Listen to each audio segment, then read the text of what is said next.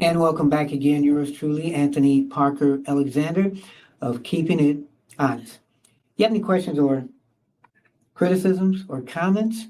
You can email yours truly. It's parkerman2011 at gmail.com, parkerman2011 at gmail.com. You can text me. Telephone number is 216 702 3718. 216 702 3718. Don't forget to hit the like and share button and also subscribe. And then also, when you go to the About page, as far as what Keeping It Honest is all about, go on there, hit Patreon. And if you'd like to contribute to our show to keep us going, we put a lot of hard work into this. We would gladly appreciate it. Think of it as PBS. They put in the hard work. So what we do is we give money to, the station and those shows that are doing the hard work. We have 3 tiers.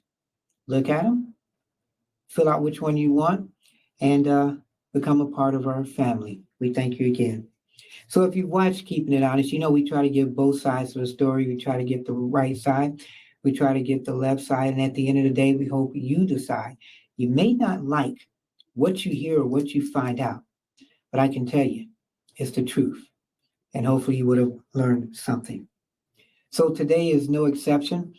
On my programs over the years, whether it's streaming or radio, TV, print, I've been blessed to interview a lot of people, a lot of credible people, from people running for mayor to president to governor to movie TV stars, and today is no exception. The person I have on the show today, I'm very honored to have him on the show. His background a little bit. A couple years back, he did the show, was a consultant on the show Eyes on the Prize, a PBS show that talked about civil rights. It was a great show. If you haven't ever seen it, go on YouTube, check it out, and you'll be enjoyed by it. Another one, you might know about this, Bearing the Cross, the story of Dr. King and the Southern Christian Leadership Conference. This book that came out, I think, in 1987, won a Pulitzer Prize. So this man is nobody to play with. Liberty and Sexuality, this talked about abortion and reproduction. This was an interesting, controversial book. And last but not least, before we go to that last one, a couple years ago, he put together this report, opinion piece, The Troubling Legacy of Dr. Martin Luther King Jr. And supposedly this story, as we'll get into it, was very controversial at the time, and maybe still is, because it talked about Dr. King's legacy. And in some people's eyes, it tarnished it. But in other people's eyes, it just told people how human he was. We're going to talk about that because in some publications, when he tried to get it printed in the United States, they would not print it. We're going to find out why. And why are we here today? Because 2017, my guest wrote this book, Rising Star, The Making of Barack Obama. And years later, meaning now, people are talking about that book, and we're going to find out why this book is becoming popular again, and what was his thoughts on Barack Obama, and how he was able to do this in-depth study on this particular person. So after this break, we'll be right back with our guest, David Garrow. So sit back, relax, you got 30 seconds, and you are watching Keeping It Honest with yours truly, Anthony Parker Alexander.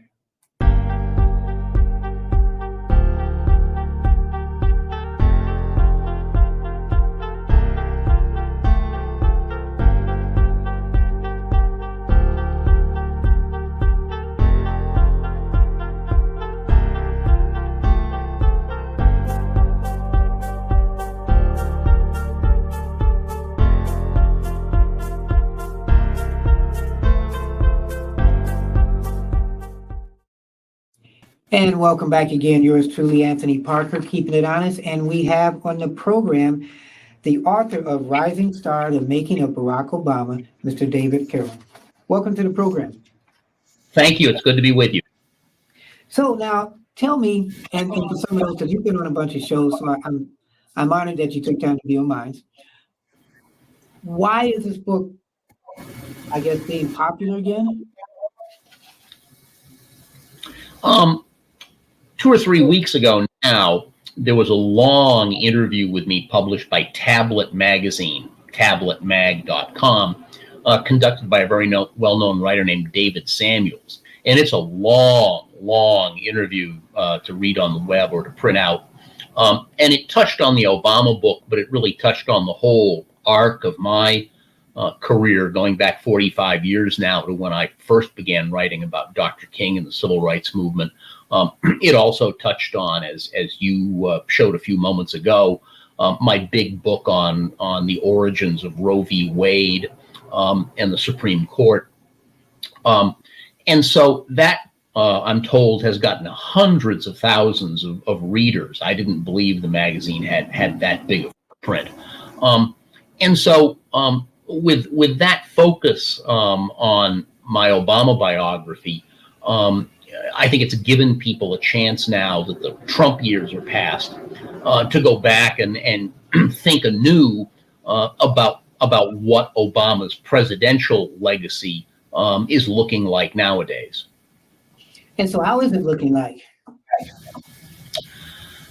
I think if we all remember back to the intensity of the excitement when Obama was first elected in November of 2008, the inauguration in January of 2009, there was just, dramatically high expectations of what the first Black president, the first African-American family in the White House, what this would do for the United States, particularly for race relations in the United States.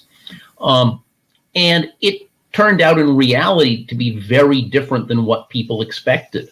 I just recently read a new book that I'm reviewing. The review's not out yet, which pointed out how in Pew, P-E-W, Pew Public Opinion Polling, back in 2009, only about 30% of Democratic voters thought that U.S. race relations were bad. But come 2017, at the end of the Obama presidency, the percentage of Black voters who thought that U.S. race relations were quite bad had more than doubled to 76%, a number that seems just unbelievable to me.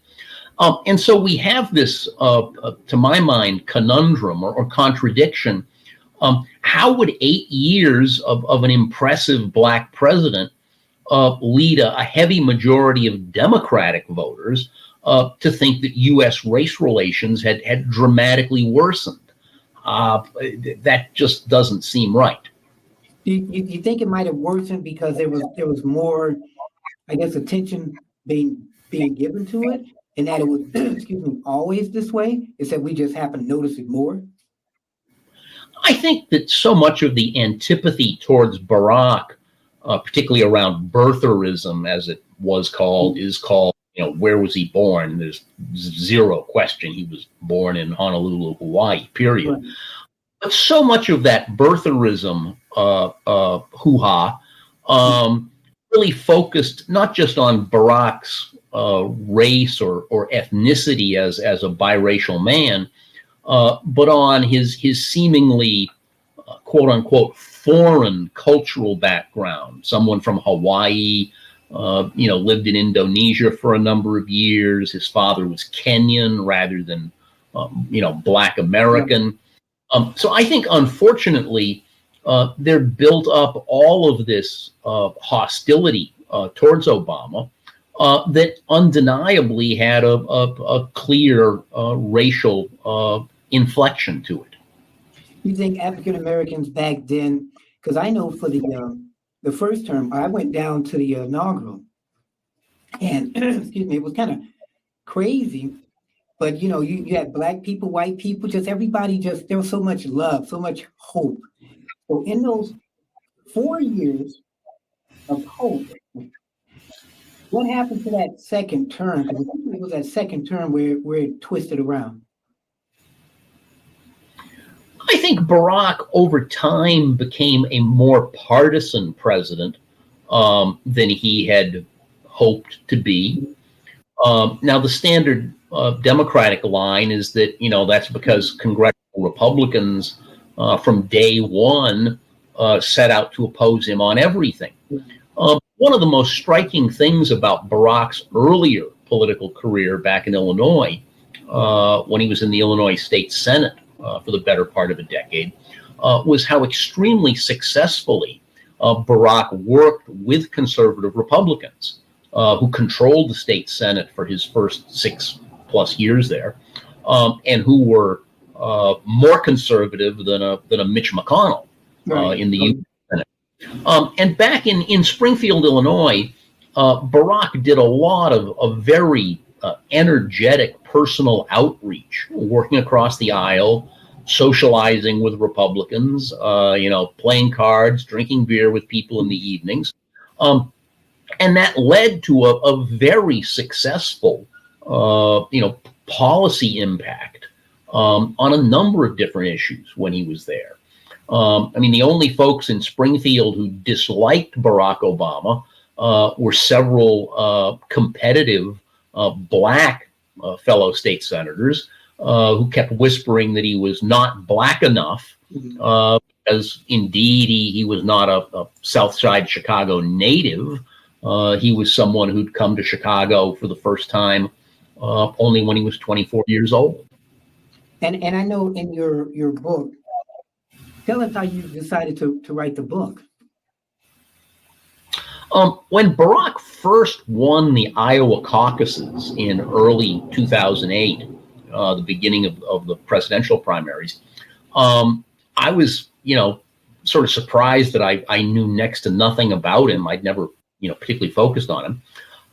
I was living in Britain at that time.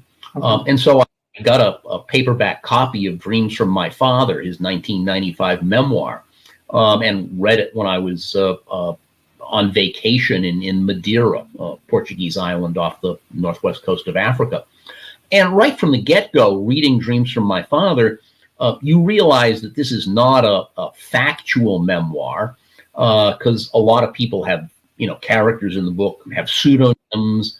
It acknowledges that there are composite characters, things move around in time. And so for a historian like me, reading that book, it's an inherent challenge. Who were the real people behind these pseudonyms? Who were the real people behind these composite characters? And so I started reading very extensively everything there was biographically about Barack at that time, reading the contemporaneous press from his years in Illinois, and what was available about his early community organizing years on the far south side of Chicago, 1985 to 1988, before he went to law school. And so that took 9 or 10 months for me. Wow. And soon after the inauguration in early 2009, I made the decision to go to Chicago for a big chunk of time, to see the people who had been his mentors and his colleagues in this community organization that he helped develop 85 to 88. And I was thinking at that time that I'd probably write just a long magazine piece about the community organizing years. But it quickly became clear to me, being there in Chicago, meeting people, that his later years in Illinois politics, from the mid-1990s up till when he becomes a U.S. Senator in 2005, that period of his life, likewise, had just not been written about with the thoroughness that a president of the United States deserves, merits.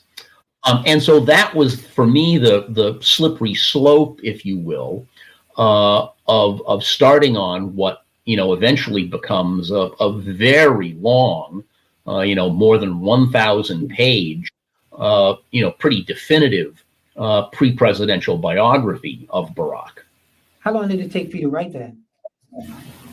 The actual writing for me was about 18 months, sitting right at this desk where I am this afternoon.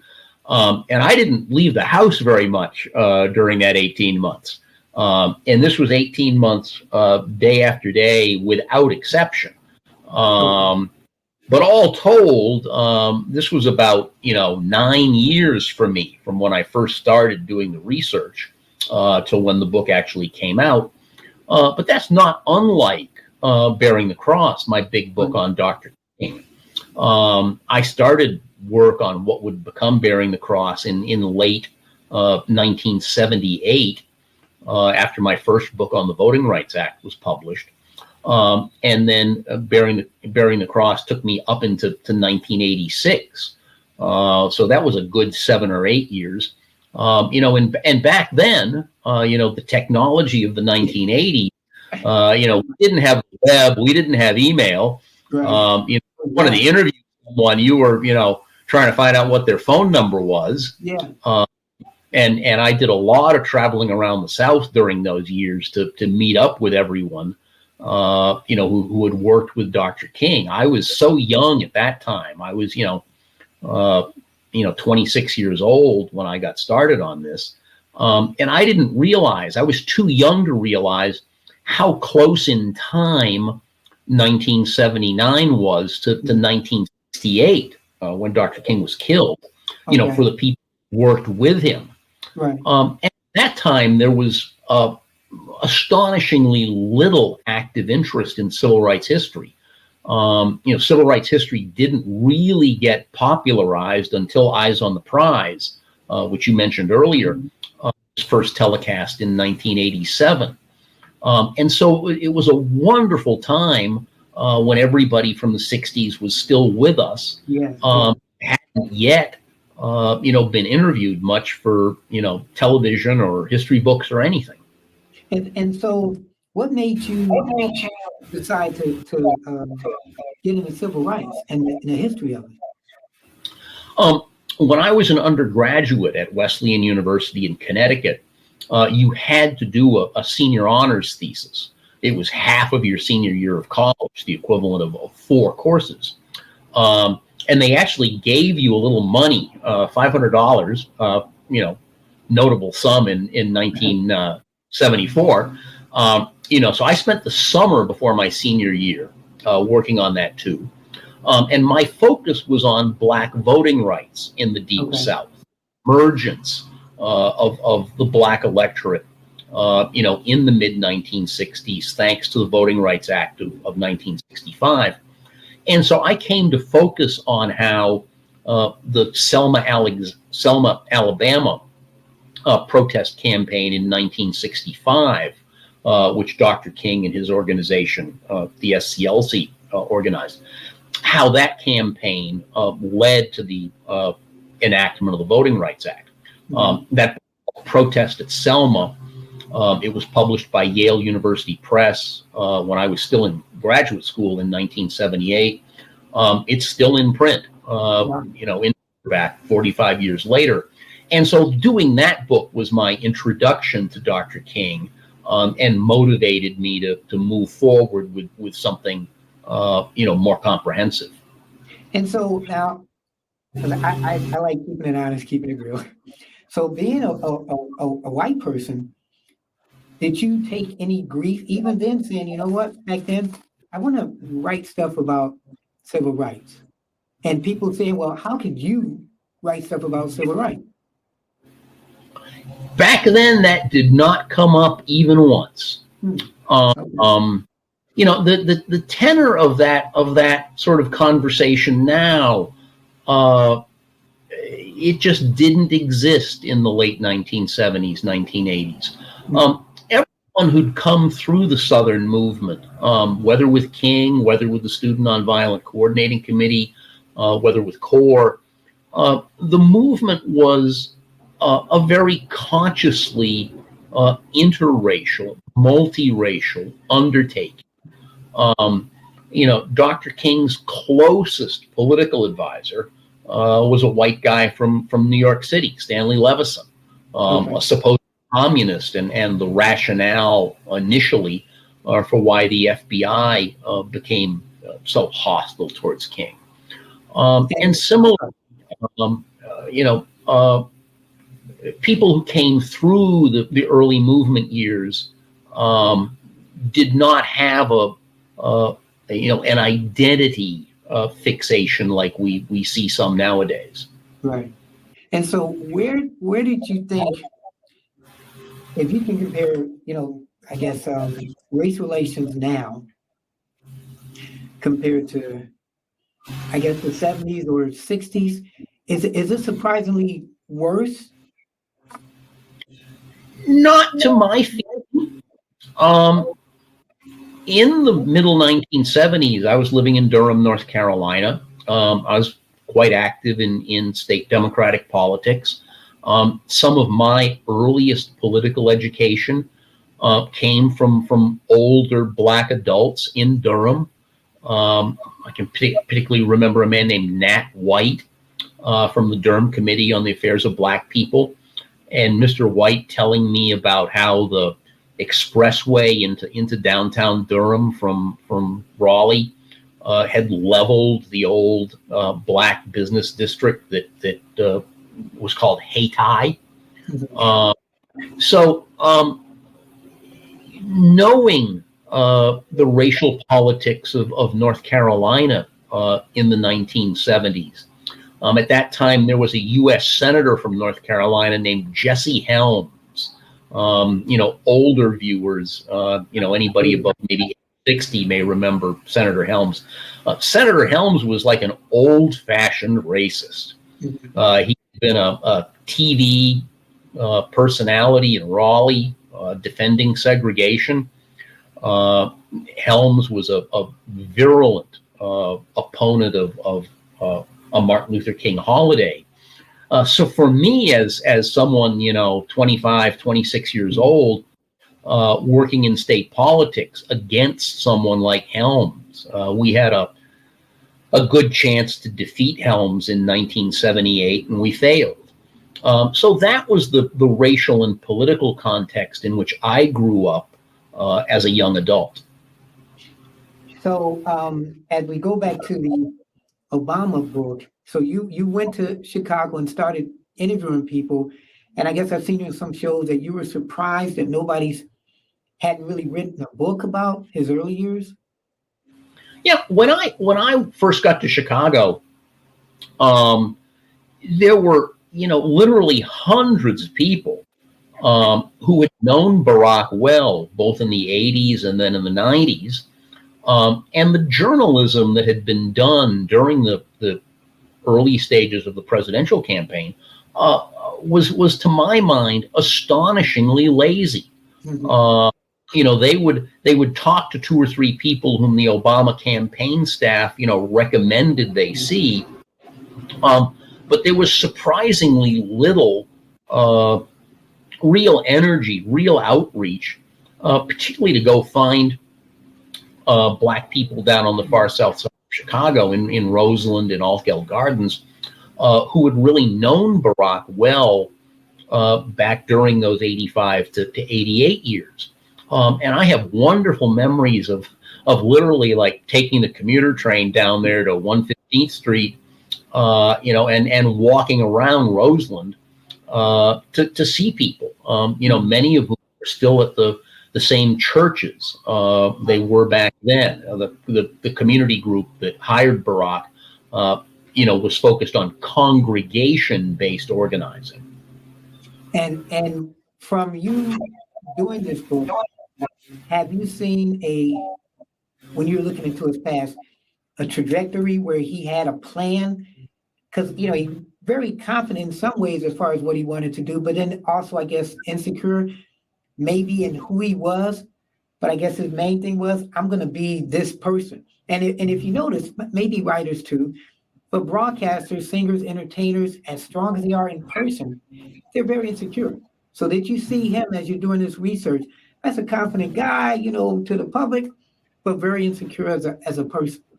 Barack in the 1985-1988 period is gaining confidence in himself, mm-hmm. and is for the first time developing an identity as a Black person. Because prior to getting to Chicago, coming from Hawaii, going to college in Southern California for 2 years, most of his friends were international students. And getting to Chicago in 85 was the first time he really was exposed to a black community, a majority black community. But the number one lesson Barack took away from that 2.5, 3 years in Southside Chicago was that Harold Washington, a name I'm certain you remember, the first black mayor of Chicago, Mayor Washington in those years was a sort of larger than life figure in Chicago. Barack gets to meet him. Washington comes down to the far south side for an event with Barack's community group. And Barack was getting frustrated with community organizing, didn't think it was particularly productive, and viewed Washington as this, very influential figure. So Barack basically comes to the conclusion that if I want to have a significant impact, I need to become a politician. And Washington had a law degree, had been a congressman before he became mayor. And so that leads Barack to make the decision that he wants to go to law school, and that he wants a sort of gold star credential that will set him apart and set prominence, future prominence, as a political candidate. And so he was started to be on this trajectory. And in the book, what is the most that you can take out of your book? You say over 1,000 pages?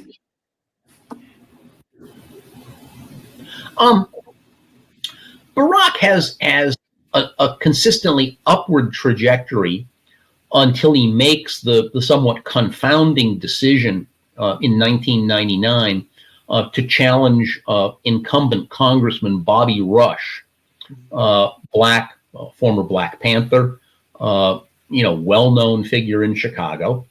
Barack is thinking that Rush is not that great a shakes as a congressman, which was true.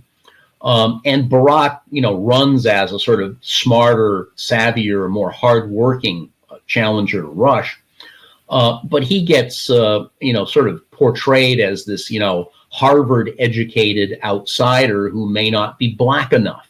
And Barack barely gets 30% of the vote in this majority black district in that congressional primary in early 2000. And Barack is quite, I think it's fair to say, humiliated by that. And is bruised in a way that, publicly bruised in a way that had not happened before. And I think the after effects of that is that it makes him much more needy of success, of the appearance of victory. And it makes him willing to adapt himself to increase his chances of success to a degree that I don't think was true of the Barack before 2000. And when you're doing the research on him, were you surprised that he became president of the United States? The great transformation is when Barack is running for the U.S. Senate in 2003, 2004. Now, early in that race, he's viewed as no better than maybe the third or fourth candidate in the field because there's both a very prominent statewide Democratic official, Dan Hines, and a millionaire businessman, Blair Hull, who are thought to be much stronger candidates than this little-known black state senator. But Barack's campaign does a superb job of sort of saving almost all of their money for the last month of the primary, sit into 3 TV ads that are very well done. And both the Hull and the Hines campaigns are having their own problems. So in the last 4 weeks or so of this primary campaign, Obama comes from way behind to win an absolute majority of Democratic voters. And keep in mind, Illinois, statewide, very heavily majority white. And so this is an astonishing victory. And it's what propels Barack towards that, now famous keynote speech at the summer 2004 Democratic National Convention, when he declares that there are, not red states, not blue states. And that speech really captures what I touched on some minutes earlier, of how Barack, right up through 2004, is almost an anti-partisan voice, saying that we as Americans are not fundamentally divided between Democrats and Republicans. That's very different than how the Obama presidency turned out. And that is interesting because when he was running, there was that love and atmosphere. He was kind of like a godlike, person. And that first couple of years, I liked, but I said that second term I didn't like. And what turned me off initially, journalistically, was when he said, we'd have everything open, we would do stuff on CNN. And when I saw that he was doing daily press briefings, and in the old days, people used to raise their hand and they like, okay, you or whatever. They started looking at the paper and said, okay, Ed. So when you're already, picking who is going to ask the questions, to me, that as a reporter or journalist, that kind of turned me off. And the other thing, as society developed, where was he at in the early Biden campaign?